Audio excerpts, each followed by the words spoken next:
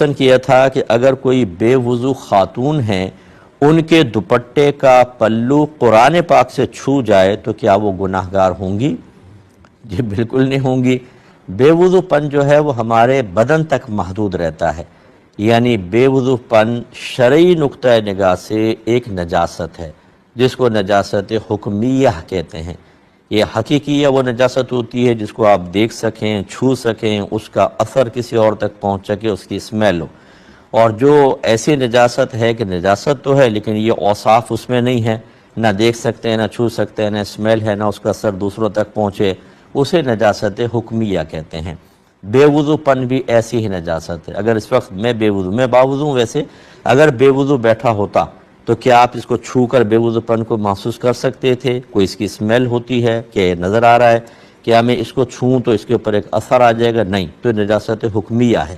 اور اس نجاست حکمیہ کا تعلق صرف آپ کے بدن کے ساتھ ہوتا ہے۔ انسان ہی بے وضو ہوتا ہے، انسان ہی حالت جنابت میں ہوتا ہے، اور ہماری بہنیں ہی حالت حیض و نفاس کے اندر ہوتی ہیں۔ یہ نجاست حکمیہ ہیں۔ اس کا مطلب ہے یہ کپڑے میں سرایت نہیں کرتی، اور جب کپڑے میں سرایت نہیں کرتی، ان کا تعلق صرف بدن سے ہے، تو کپڑا تو ناپاک نہیں ہے، تو وہ اگر قرآن پاک سے چھو بھی جائے تو قرآن پاک پر کوئی فرق نہیں پڑے گا۔ اس لیے فقہاء نے فرمایا کہ اگر آپ کے ہاتھ میں کوئی کپڑا ہے اور آپ بے وضو ہیں تو آپ اس کپڑے کو ہاتھ پہ رکھے قرآن پاک کو چھو سکتے ہیں۔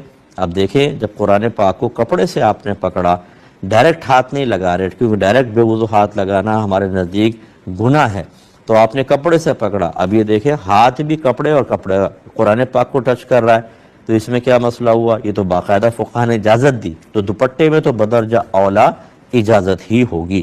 میں نے کہا کہ میں نے کسی بزرگ سے سنا ہے کہ بغیر کپڑوں کے غسل نہیں ہوتا ہے، یعنی ستر ڈھکا ہونا چاہیے تب غسل ہوتا ہے، ورنہ نہیں ہوتا۔ پہلی بات تو یہ کہ دیکھیں، ہر ایک کو بزرگی کا سرٹیفکیٹ نا ایسے عام جاری کرنے کی کوشش نہ کریں۔ جو جہاں پہ لیا ایک فارم فل کیا اور آپ نے ٹھپا لگایا اور بزرگی کا سرٹیفکیٹ دے دیا، ایسے لوگ بزرگ نہیں ہوتے۔ جیسے یہ جس کو آپ بزرگ کہہ رہے ہیں اس نے بالکل غلط مسئلہ بتایا۔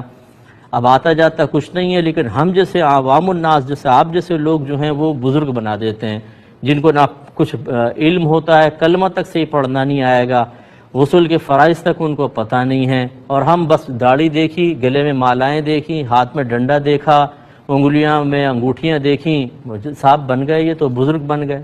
اس سے کس بزرگی کا کہاں سے تعلق ہو گیا؟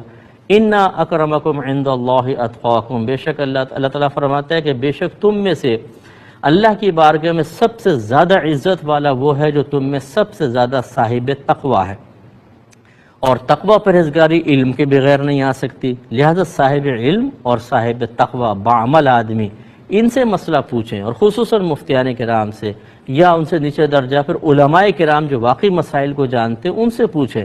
اب انہوں نے غلط مسئلہ بتایا اور آپ کہہ رہے ہیں میں نے ایک بزرگ سے سنا ہے، یعنی آپ کے نزدیک ہر داڑھی والا بزرگ ہے۔ ایک خاتون نے مسئلہ پوچھا کہ جی میرے شوہر نے 3 طلاقیں دے دی، میری ساس جو تھی وہ ایک مسجد میں چلی گئی، وہاں ایک مولوی صاحب نظر آ گئے، ان سے پوچھا بھی میرے بیٹے نے 3 طلاقیں دے دی ہیں، کیا کروں؟